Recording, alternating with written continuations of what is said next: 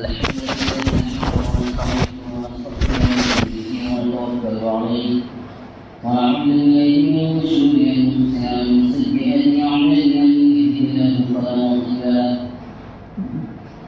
ومن يضلله فلا هادي له ونشهد ان لا اله الا الله وحده لا شريك له ونشهد ان سيدنا مولانا محمدا عبده ورسوله صلى الله عليه وعلى آله وأصحابه وسلم تسليما كثيرا أما بعد فقد قال الله تبارك وتعالى في كلامه المجيد والفرقان الحميد أعوذ بالله من الشيطان الرجيم بسم الله الرحمن الرحيم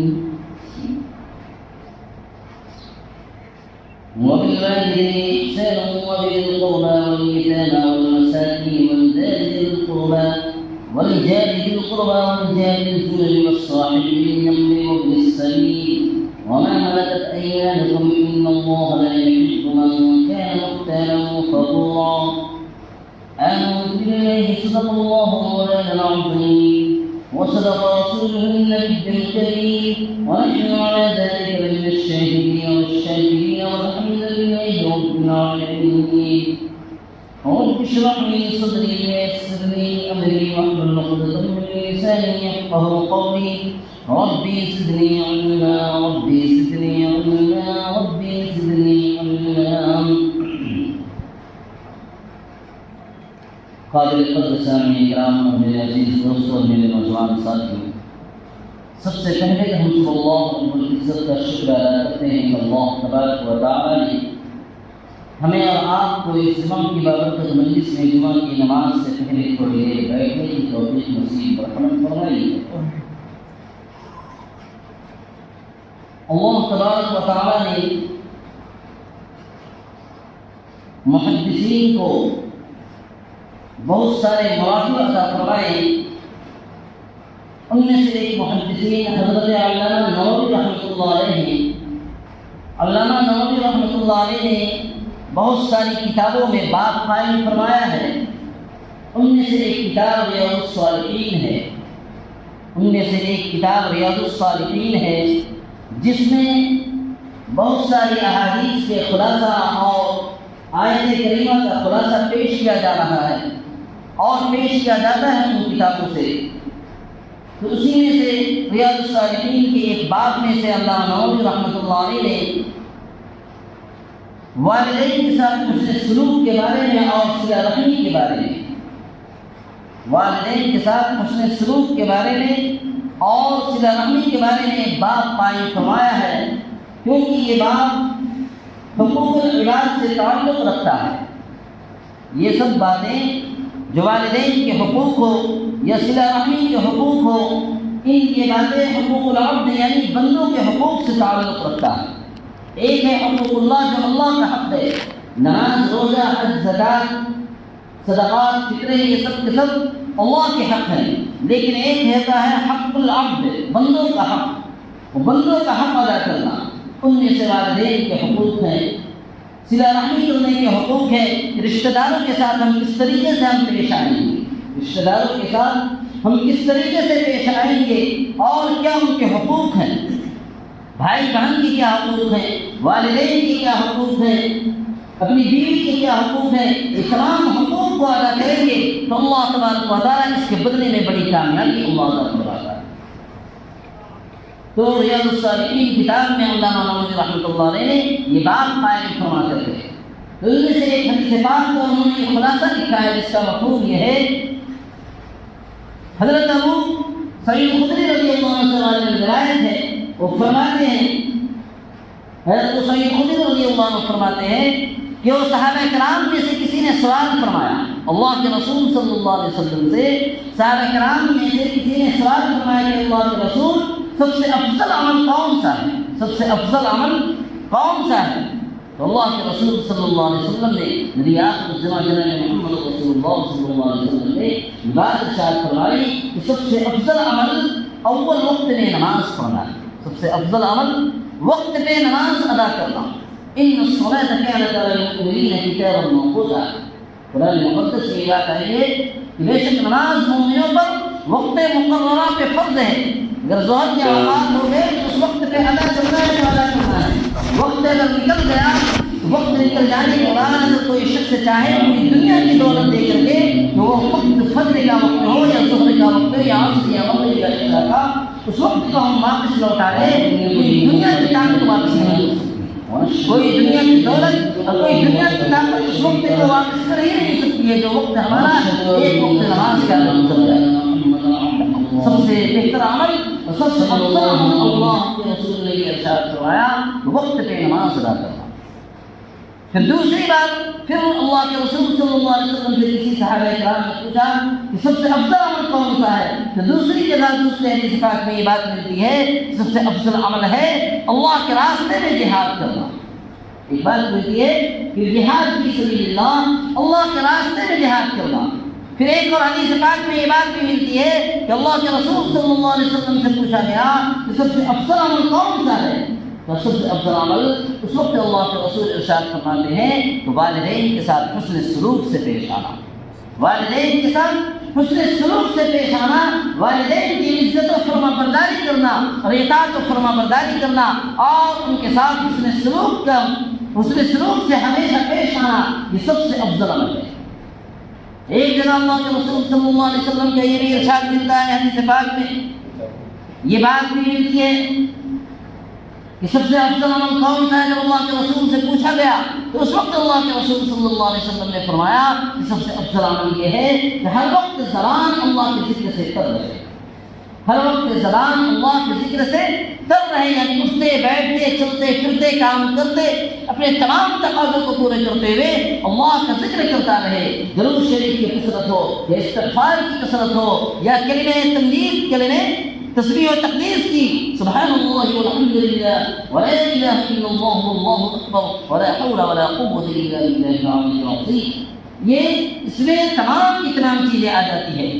اللہ کی تسبیح ہے، اللہ کی تعریف ہے، اللہ کی بڑائی ہے، اللہ کی تقدیس ہے، تمام چیزیں اس میں شامل ہیں. یہ کلمات کہ ہر وقت زبان اللہ کے ذکر سے در رہے سب سے افضل عمل. بظاہر یہ حدیث پاک دیکھنے سے یہ بات ملتی ہے کہ لگتا ہے کہ عمل میں کوئی ٹکراؤ پیدا ہو رہا ہے. کہ کہیں پہ سب سے افضل عمل اول وقت پہ نماز ادا کرنا، کہیں پہ افضل عمل جہاد فی سبیل اللہ، اللہ کے راستے میں جہاد کرنا، کہیں پہ سب سے افضل عمل والدین کے ساتھ حسن سلوک اور تابعداری اور فرما برداری کرنا، کہیں پہ افضل عمل بتلایا گیا کہ ہر وقت اللہ کے ذکر سے زبان اتر رہے. یہ بتائی گئی تو بظاہر ان میں کوئی تضاد اور کوئی ٹکراؤ نہیں ہے، کیونکہ اللہ کے رسول صلی اللہ علیہ وسلم ہمارے لیے یہ فرمایا یہ سب افضل عمل ہر آدمی کے لحاظ سے ہے. ہر آدمی کے لحاظ کرتے ہوئے اور اعتبار کرتے ہوئے افضل عمل بتلایا گیا ہے. اس شخص کے لیے ابھی افضل عمل کیا ہو سکتا ہے؟ اس شخص کے لیے ابھی افضل عمل کیا ہو سکتا ہے؟ جو صحابہ کرام رضوان اللہ اجمعین، صحابہ کرام کا تو گھٹی میں ان کا مشغلہ ہی تھا کہ وقت پہ نماز ادا کرنا. مدینے کا ماحول ہی یہ تھا کہ وقت پہ نماز ادا کرنا. ایسا ماحول تھا کہ مومن تو کیا منافق کی بھی ہمت نہیں ہوتی تھی کہ جماعت کی نماز سے پیچھے رہ جائے. منافق کی بھی ہمت نہیں ہوتی تھی کہ نماز جماعت سے پیچھے وہ رہ جائے.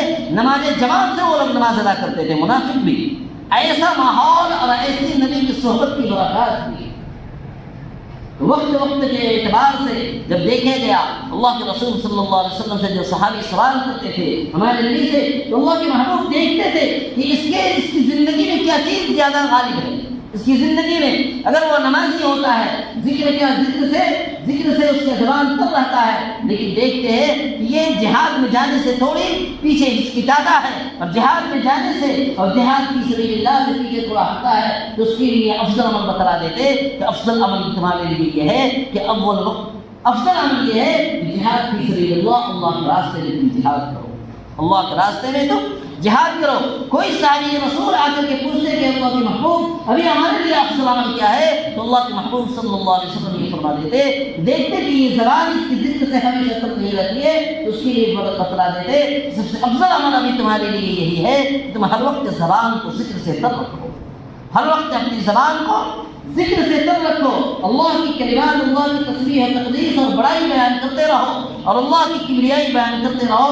ہر وقت اٹھتے بیٹھتے چلتے پھرتے تم اللہ کو ذکر کرو.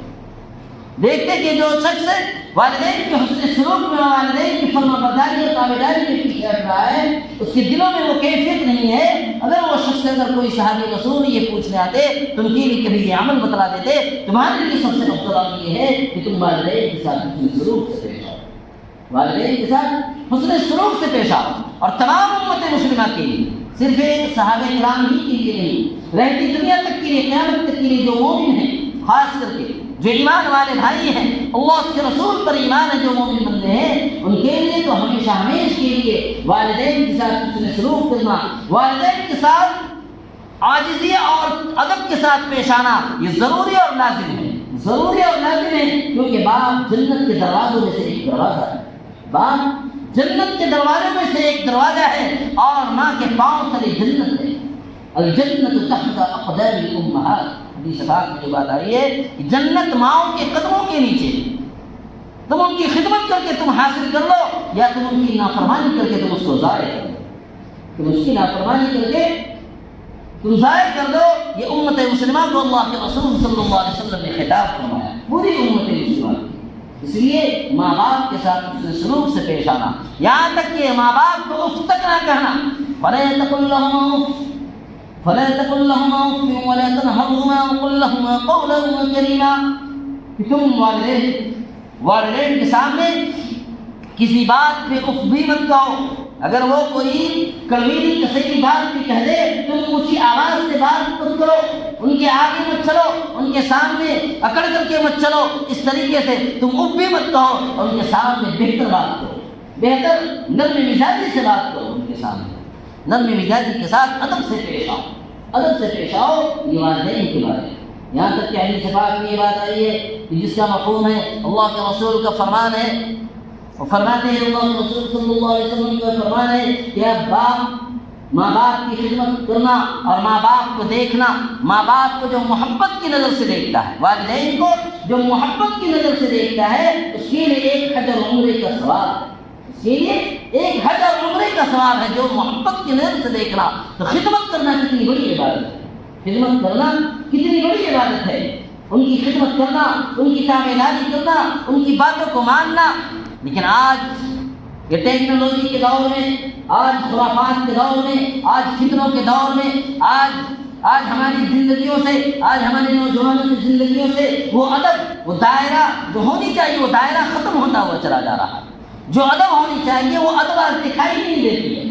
آج جو بڑوں کی ادب ہونی چاہیے، جو بڑوں کی ادب ہونی چاہیے، وہ بڑوں کا ادب جو کرنا چاہیے، جو ہمارے معاشرے ہے، وہ بڑوں کا ادب دکھائی نہیں دیتا ہے۔ آج والدین کی جو ادب ہونی چاہیے، وہ والدین کا ادب کرتے ہوئے آج ہمارے معاشرے میں ہمارے نوجوان دکھائی نہیں دیتے ہیں، بلکہ غلط مزاجی کے ساتھ پیش آ جانا اور غصے سے پیش آ جانا، یہ آج عام چلن بنتا جا رہا ہے، آج عام چلن بنتا جا رہا ہے۔ اور قرب قیامت کی نشانیوں میں سے ایک نشانی یہ ہوگی کہ ماں، قرب قیامت کی نشانیوں میں سے ایک نشانی یہ بھی ہوگی کہ ماں کہ والدہ اپنی کنیزوں کو اور اپنی باندیوں کو جنے گی، اس طریقے سے والدہ کہ وہ باندیا کے مانند اور کنیزوں کے مانند والدہ کے ساتھ ان کی بچیاں بھی شروع کریں گی۔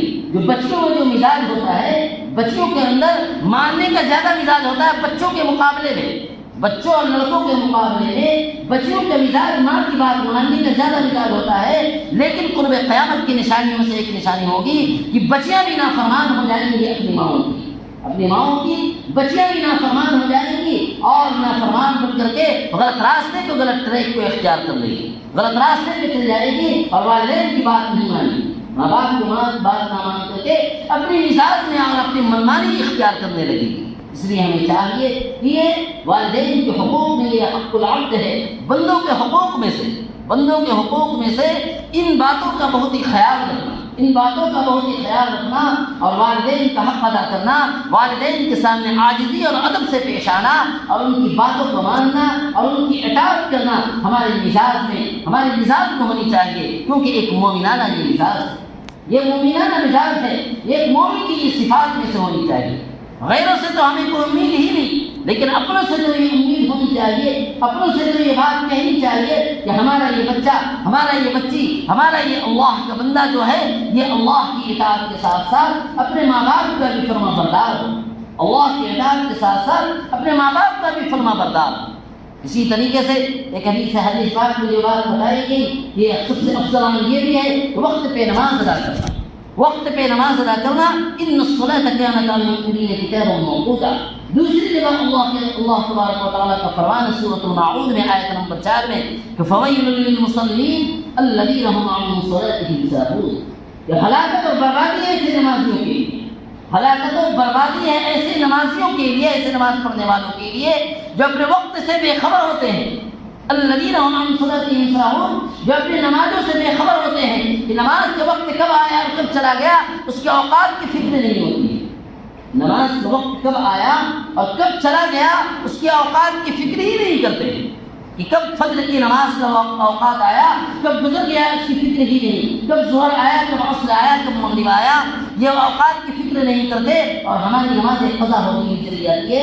یہاں تک کہ بہتر یہ ہے, بہتر اور اول درجہ یہ بتایا گیا کہ اول وقت میں سب سے افضل عمل نماز پڑھنے کو, باجماعت نماز ادا کرنے کو قرار دیا گیا. باجماعت تکبیر اولیٰ کے ساتھ نماز ادا کرنے کو سب سے افضل عمل قرار دیا گیا ہے. لیکن آج پرفتن دور میں, آج ہمارے معاشرے میں نماز سے اتنی غفلت برتی جا رہی ہے. نماز سے اتنے ہلکے میں لیا جاتا ہے, دین کے اتنے ہلکے میں لیا جاتا ہے کہ ہمیں پتہ ہی نہیں چلتا ہے کہ ہم مومن ہیں. ہم جمعہ کے علاوہ, رمضان کے علاوہ, عیدین کے علاوہ ہمیں پتہ بھی نہیں چلتا ہے محسوس طریقے سے کہ ہم مومن بھی ہیں کہ نہیں. ہمارے اندر ایمان کا شائبہ تک باقی ہے کہ نہیں, ہمارے اندر ایمان کی تھوڑی رمق بھی باقی ہے کہ نہیں, یہ چیز نہیں سمجھ میں آتی ہے. آج امت مسلمہ کے اندر 95%, 98% یہ چیز دیکھی جا رہی ہے. یہ چیز دیکھی جا رہی ہے. نمازوں سے بے خبر ہے, نمازوں سے بے خبر ہیں کہ بالکل ہی ویران اور سنسان ہماری مسجد اللہ کی گھر پڑی جاتی ہے. ویران اور سنسان اللہ کی گھر پڑے جاتے, سب کچھ آباد ہے. آج ہمارے معاشرے میں ہمارے چوک چوراہے آباد ہیں, ہمارے پان ٹھیلے آباد ہیں, ہمارے گیرج اور ہماری دنیا کی چیزیں آباد ہیں, ہماری تمام کی تمام چیزیں آباد ہیں, تمام کی تمام, یہاں تک کہ ہمارے گھر آباد ہیں ہر وقت 24 گھنٹے میں. لیکن 24 گھنٹے ہمارے اللہ کے گھر آباد نہیں. 24 گھنٹوں میں 24 گھنٹے اللہ کے گھر آباد نہیں ہو رہے, کیونکہ جو چیز آباد کرنی تھی, جس چیز کی آبادی کی فکر کرنی تھی, آج امت مسلمہ اسی چیز کو سب سے پیچھے اور اپنے پیٹ پیچھے ڈال کر کے اور اپنے پیٹ پیچھے چھوڑ کر کے زندگی گزار رہی ہے. اس لیے ہمیں چاہیے کہ نمازوں سے بے خبر نہ ہو, نمازوں سے بے خبر نہ ہو, نمازوں کے اوقات کی پابندی کرے, نمازوں کے اوقات کی پابندی کرے. 24 گھنٹے میں صرف اللہ کے لیے 1 سے 1.5 گھنٹے, 24 گھنٹے کے اوقات میں اللہ کے لیے 1 گھنٹے. آپ 8 سے 12 گھنٹے تک اپنی ڈیوٹی انجام دیجیے, اپنے دنیا کی تقاضے کو, حلال کمائی کو انجام دیجیے. کسب الحلال بعد الفریضہ, حلال کمائی کرنا فریضے کے بعد, اللہ کے حکم کے بعد حلال کمائی کرنا, یہ بھی ایک اہم فریضہ ہے. یہ بھی ایک اہم فریضہ ہے. 10 سے 12 گھنٹے اللہ نے اوقات دے دیے. 10 سے 12 گھنٹے اللہ نے پورے کے پورے فجر کی نماز سے لے کر کے ظہر تک پورے اسی لیے خالی اوقات رکھا گیا کہ پوری دنیا کے تقاضے کو پورا کرو, پھر اللہ کا حکم ادا کرو. ایک مومن کی زندگی نماز کے ارد گرد گھومتی ہے. جیسے ہی آنکھ کھلے اللہ کے لیے دعا پڑھ کر کے, اللہ کا شکر ادا کر کے, الحمدللہ الذی احیانا بعد ما اماتنا والیہ النشور, کہ تمام تعریفیں اس اللہ کے لیے جس نے ہمیں موت دینے کے بعد پھر زندگی عطا فرمائی اور اسی کی طرف ہمیں پھر لوٹ کر جانا ہے, اسی کی طرف ہمیں پھر لوٹ کر کے جانا ہے. اللہ کا حکم ادا کرنے کے لیے کھڑے ہو جاتے ہیں, کھڑے ہو جائیے اور کھڑے ہو کر کے اللہ کا حکم ادا کر کے پھر اپنی دنیا کے تقاضے جو ہے, دنیا کے تقاضے کو پورا کیجیے. پھر جیسے ہی دن عروج پہ آتا ہے ظہر کے اوقات کو پورا کیجیے. ظہر کے اوقات آ جاتے ہیں. ظہر کے اوقات میں 20 سے 25 منٹ جو بھی لگتے ہیں, آدھے گھنٹے وقت دے کر کے پھر اپنی تمام کے تقاضوں کو پورا کرنے کے لیے اپنے کھانے سے فارغ ہو کر کے اپنے تقاضوں کو پورا کیجیے. پھر جیسے ہی شام ڈھلنے لگتا ہے پھر اللہ کا حکم آ جاتا ہے کہ عصر کی نماز ادا کیجیے. اپنے کاموں کو سمیٹتے ہوئے عصر کی نماز اللہ کا حکم ادا کیجیے. 5 سے 10 منٹ جو بھی اللہ کا حکم ادا کیجیے. پھر جیسے ہی سورج غروب ہو جاتا ہے تو اس وقت بھی اللہ کا حکم آ جاتا ہے کہ اللہ کا حکم ادا کر کے پھر اپنے کاموں کو سمیٹ کر کے دین کی خاطر تھوڑی وقت دیجیے. اب دین کی خاطر وقت دیجیے, دین کو سیکھیے, دین پہ عمل کیجیے, دین کو پھیلائیے, دین کی اشاعت کیجیے. یہ ہماری ذمہ داری بنتی ہے, یہ ہم سب کی ذمہ داری بنتی ہے. یہ ہم سب کی ذمہ داری بنتی ہے. اس لیے ہمیں چاہیے اللہ نے ہمیں زندگی کی ہے، یہ زندگی امانت کے طور پر ہے. اس امانت کی ہم فکر کریں اور امانت کی فکر کرتے ہوئے اللہ کے حق کو بھی ادا کرے اور اللہ کے بندوں کے بھی حق کو ادا کرے. اللہ کے حق کو بھی ادا کرے اور اللہ کے بندوں کا حق بھی ادا کرے. دونوں کو حقوق کو دیکھتے ہوئے چلیں گے انشاءاللہ دونوں جہاں میں کامیابی ملے گی. اللہ تعالیٰ ان پر اپنے عمل کی توفیق نصیب عطا فرمائے. جو حضرات سنت نہیں پڑے سنتوں سے فارغ ہو جائے، جو حضرات دیجیے اس کو شریک ہو جائے. اوپر